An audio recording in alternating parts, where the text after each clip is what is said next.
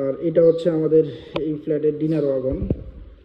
এই ডিনার ওয়াগনটা আমাদের পুরোটাই এসপিএল দিয়ে করা। আর এটা হচ্ছে আমাদের ডিনার ওয়াগনের লোয়ার পার্ট।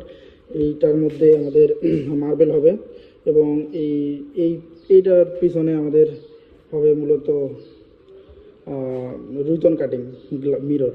আর এটা হচ্ছে আমাদের ওপেন স্পেস এবং সুন্দর করে এখানে আমাদের প্রোফাইল লাইট ইউজ করা আছে এবং এইখানেও আমাদের গ্লাস হবে 8 মিলি এবং 5 মিলি গ্লাস দিয়ে দিব। এইখানেও আমাদের প্রোফাইল লাইট ইউজ করা আছে।